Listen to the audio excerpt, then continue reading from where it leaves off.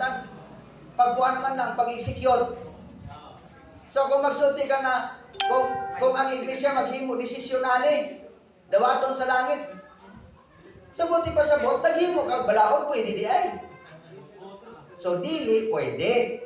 Kaya di ba executive man lang ta? So buti pa sa bot, mas specific ang king nga gisulti din. Paano may baluan ang specific nga king? Diya ra gihapon, basahan ninyo. Pero wala to sa Hebrews 10:26. Ngayon ang sala nga tinuyuan, pag ano din yan, isa-isa ninyo. Kaya pagsulti, tinuyuan, tanan nga tinuyuan nga sala, makapa-impyerno. Andaw-andaw yan, nagatuyo kong sala, impyerno, tanan. Pero kay pagtabasa mo sa unahan, explain niya kung sa itong tinuyuan nga sala. Naghatag pagani sa example, nga tinuyuan nga sala sa mga Hudiyo, mag-reject nila si Jesus Christ. Di pa sipalahan nila si Jesus Christ. So, buti pa sa rejection of Jesus Christ ang ginaistoryahan din eh. Tapos, buti pa sa rejection of the Holy Spirit. Pagpasipala sa Holy Spirit. So, specific, dili specific ko niya. Kay kabalo niya ita, nga ang gihatag lamang di ay ng authority sa Ginoo sa church is to execute sa Great Commission. Anong Great Commission? Panlakaw? Kamo. Ano na siya. Itong mga babae, din na sa itong mga Pentecostal, ingon niya, anong ingon nilang babae, hindi pwede magsangyaw. Kahit babae, hindi magsangyaw, ano di ang ingon nila sa asap, ganito nga sa ulay, mga araw, ang mga babae, mga anak, mga lalaki, mag-prophesy. Prophesy.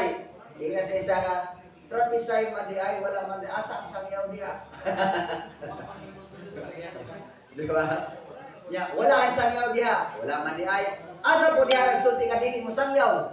Wala po di ay. So nakuha ninyo, paano ni kablan? Sige, asa bersikulo. Sabi na ko naminaw lang mo, wala din po nagbasa. Sit work ba yan ninyo? Matthew chapter 18, basa. Matthew 16. Sige, yung sa 16. Sige. Anong sulti? Yan ang gire ka na, Master. Klaidas. Klaidas. Ang yang gikanan, yang... Klais. Tama. Sige, anak. So, ano niya, pagtanaw manggod mo sa kuan, sa Greek word, paminaw mo ha, aniti siya. Halimbawa, sa kuan, sa may mga ending. So, halimbawa, ang Greek word niya diyon, Klaidas.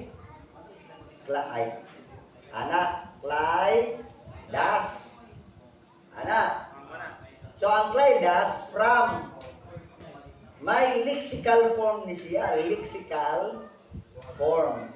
Buti pa sa butana, asa gikan nga original nga word. May original kay halimbawa, ecclesia. Asa gikan nga original word ang ecclesia. Plus kaleo. Mao na diha nato may baluan. So combination din na siya ka duha ka word. Kuha ninyo? Compound sila, duha sila, pero kay gi-combine na isa na lang. Ano na mga kaigsunan. So ang lexical form from what word? Gikan sa lies. Ano na lies. Ang lies niya singular. Gets na ninyo? Ang Klaidas plural. So kung mag-translate ka dito ka magkuha sa iyahang information. Kung ano ang iyang resulti din niya. Halimbawa, resulti niya, noun, feminine, plural, accusative. So, hindi singular na siya. Tungkol kay lexical form niya, singular. Pero kaya iyang information din, mao naman yung word ang imong i-treat. So, dili ka basi. Ito na ta sa 9:16-19, basa.